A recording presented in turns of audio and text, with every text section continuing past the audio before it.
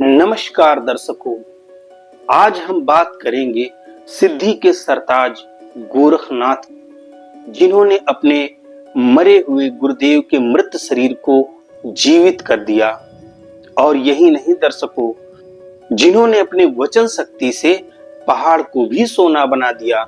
ऐसे सिद्ध महात्मा का सामना जब पूर्ण ब्रह्म कबीर देव से हुआ तो सोचिए उस समय सिद्धियों का कैसा प्रदर्शन हुआ होगा। तो चलिए जानते हैं गोरखनाथ और कबीर परमात्मा की वो कहानी जो अद्भुत है।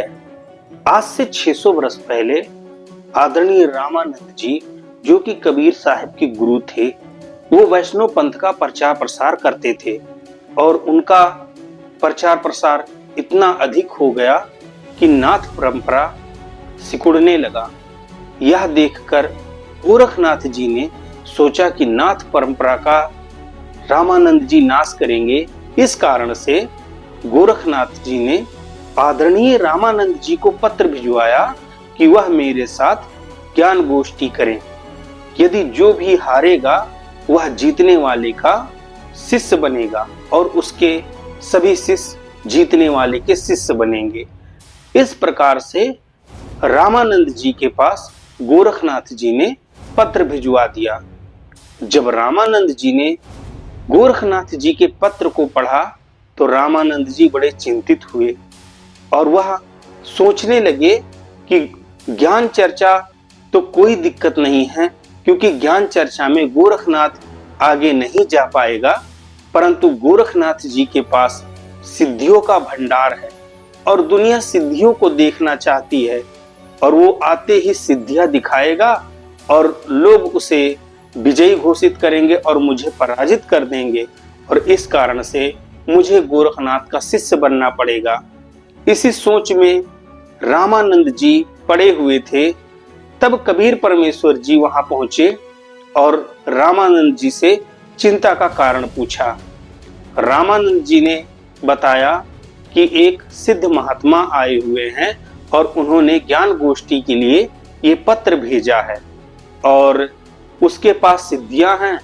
मान लो ज्ञान चर्चा होगी तो ज्ञान चर्चा में वो मुझे तो पराजित नहीं कर पाएगा, पर वो सिद्धियां दिखा करके जनता को आकर्षित कर लेगा, जिस कारण से मेरी पराजित होगी और वह विजयी घोषित होगा और हमें उसका अनुयायी बनना पड़ेगा। तब कबीर परमेश्वर जी ने कहा कि हे महाराज, जीत हार तो लगी ही रहती है, पर हमें गोरखनाथ के चैलेंज को स्वीकार करना चाहिए, वरना गोरखनाथ कहेगा कि इनके पास कोई ज्ञान नहीं है और हमें वैसे भी हारा घोषित कर देगा। इसलिए हमें डरना नहीं चाहिए, हमें ज्ञान चर्चा करनी चाहिए। जब रामानंद जी ने कबीर परमेश्वर की इतनी बात सुनी तब उनके अंदर यह विश्वास हुआ कि जब कबीर साहब कह रहे हैं तो बात कुछ और ही बनेगी। इस कारण से रामानंद जी ज्ञान चर्चा के लिए तैयार हो गए। इधर कबीर साहब ने अपना वैष्णव रूप बनाया, जो पहले तिलक लगाते थे, कंठी पहनते थे और टोपी लगाते थे, हाथ में एक फावड़ी लेते थे।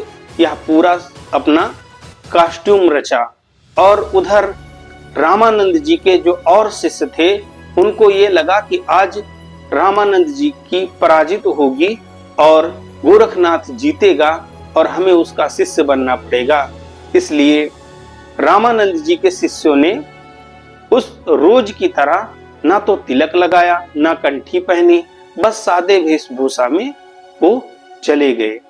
निश्चित स्थान पर जब सभी पहुंचे तो वहां पर रामानंद जी के लिए एक बैठने का सिंहासन लगा हुआ था और दूसरे पर गोरखनाथ जी विराजमान थे। तब गोरखनाथ जी ने कहा कि रामानंद जी मेरे से चर्चा करिए। रामानंद जी कुछ बोल ही पाते, तभी कबीर परमेश्वर ने कहा कि गोरखनाथ पहले मेरे से चर्चा करो, बाद में मेरे गुरुदेव से आप चर्चा करना। यह बात सुनकर गोरखनाथ जी कहने लगे कि अरे कबीर, तू कब का बैरागी बन गया और कब तूने ज्ञान ग्रहण कर लिया और तू मेरे से चर्चा करेगा गोरखनाथ से? पहले तो गोरखनाथ ने ये समझा था कि शायद उसे कोई नहीं पहचान रहा है, लेकिन कबीर परमात्मा ने जब यह कह दिया कि गोरखनाथ पहले मेरे से चर्चा कर, बाद में मेरे गुरुदेव से बात करना, तब गोरखनाथ को कुछ शक हो गया कि यह कोई आम व्यक्ति नहीं है।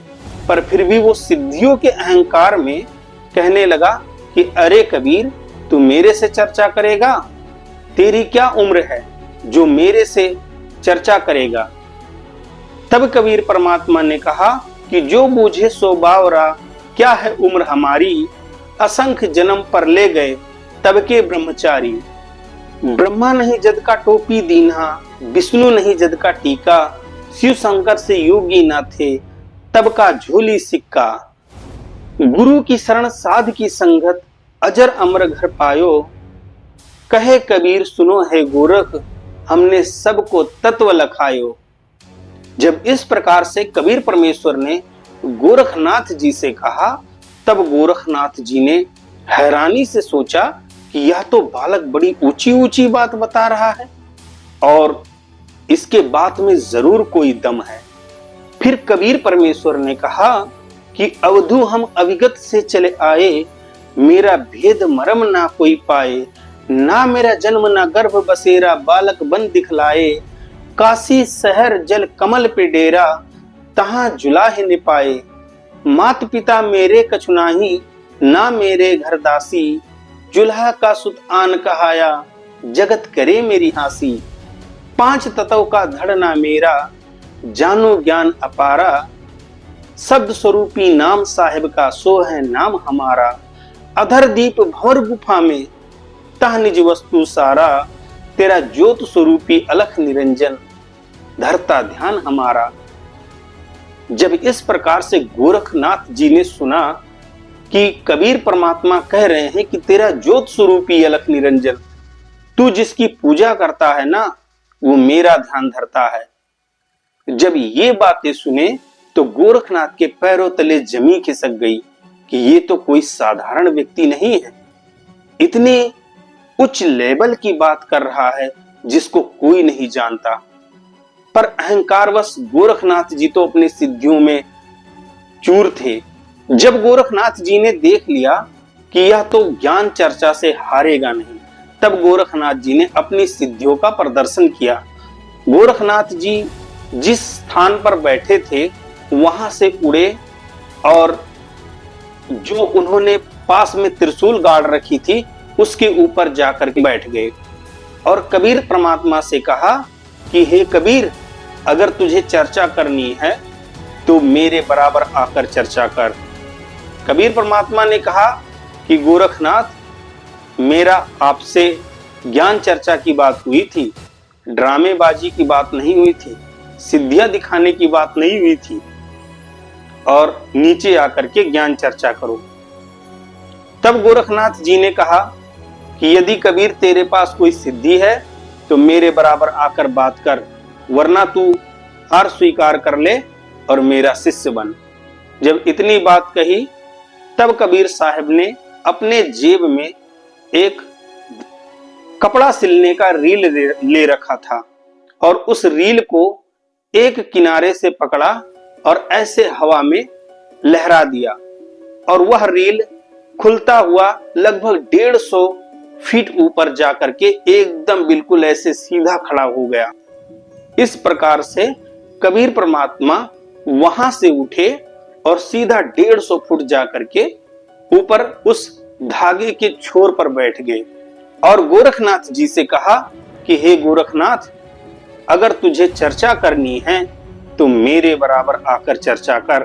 तब गोरखनाथ जी ने कबीर परमात्मा के बराबर उड़ना चाहा और वो धड़ाम से धरती पर गिर पड़ा।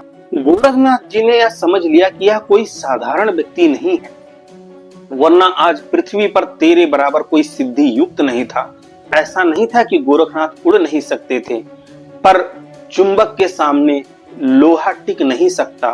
वह पूर्ण ब्रह्म कबीर परमेश्वर वो चुंबक हैं जिनके सिद्धियों के आगे बड़े बड़े सिद्धि साधक निष्क्रिय हो जाते हैं। यही कारण था कि गोरखनाथ जी उड़ना तो चाहते थे पर परमात्मा कबीर जी की सिद्धियों के आगे वो निष्फल रहे, तब नीचे गिरकर खड़े हुए गोरखनाथ जी ने प्रार्थना की कि हे प्रभु, आप कौन हैं? कृपया अपना परिचय दीजिए और अब आप नीचे आइए, मैं आपके सारे ज्ञान को सुनूंगा। इस प्रकार से परमेश्वर कबीर जी नीचे आए और उनको फिर तत्व ज्ञान समझाया, पूरी सृष्टि रचना बताई। गोरखनाथ जी को फिर भी यकीन नहीं था और कबीर परमात्मा की परीक्षा लेना चाहते थे, जिस कारण से गोरखनाथ जी ने कहा कि हे प्रभु, मैं आपकी एक परीक्षा लेना चाहता हूं। अगर आप मुझे उसमें पराजित कर देंगे तो मैं मान लूंगा कि आप पूर्ण ब्रह्म हैं। कबीर परमात्मा ने कहा कि चल ठीक है भाई। पास में एक दरिया बह रही थी। गोरखनाथ जी ने कहा कि मैं इसमें छुपूंगा, अगर आप मुझे ढूंढ देंगे तो मैं आपका शिष्य बन जाऊंगा। कबीर परमात्मा ने कहा ठीक है गोरखनाथ, जा छुप जा। गोरखनाथ जी ने दरिया में छलांग लगाई और एक मछली रूप धारण कर लिया। परमेश्वर कबीर जी ने दरिया से उस मछली को पकड़ के पुनः गोरखनाथ बना दिया। फिर परमेश्वर कबीर जी ने कहा कि गोरखनाथ, अब भी तेरे अंदर कोई शंका ना रह जाए, इसलिए चल मैं दरिया में छुपता हूं और तू मुझे ढूंढ। इस प्रकार से कबीर परमात्मा जब दरिया में उतरे तो परमात्मा कबीर जी जल का स्रोत बन गए और गोरखनाथ जी कबीर परमात्मा को ढूंढते रह गए। फिर बाद में कबीर परमेश्वर जी प्रकट हुए और खुद उन्होंने बताया कि तू मुझे ढूंढ नहीं सकता, क्योंकि परमात्मा परमात्मा होता है। गोरखनाथ जी को यकीन हो गया कि वास्तव में कबीर परमात्मा पूर्ण ब्रह्म है, क्योंकि आज गोरखनाथ के सिद्धि के आगे कोई टिकने वाला नहीं था। पूरे पृथ्वी पर कोई ऐसा साधक नहीं था जो गोरखनाथ की सिद्धि के आगे टिक सके, पर गोरखनाथ की सिद्धि परमेश्वर कबीर जी के सामने निष्फल हो गई। इस बात से गोरखनाथ जी नतमस्तक हुए और कबीर परमात्मा को अपना गुरु धारण किया, क्योंकि वचन अनुसार जिस प्रकार से गोरखनाथ जी ने कहा, जीतने वाले का शिष्य हारने वाले को बनना पड़ेगा, इसी आधार से गोरखनाथ जी ने कबीर परमात्मा को अपना गुरु धारण किया। ऐसे ही और वीडियो देखने के लिए कृपया वीडियो को लाइक करें, चैनल को सब्सक्राइब करें और अधिक से अधिक कमेंट करें और ज्यादा से ज्यादा शेयर भी करें। तो दर्शकों, इस वीडियो में बस इतना ही। दीजिए इजाजत, मिलेंगे किसी और टॉपिक के साथ। तब तक के लिए नमस्कार।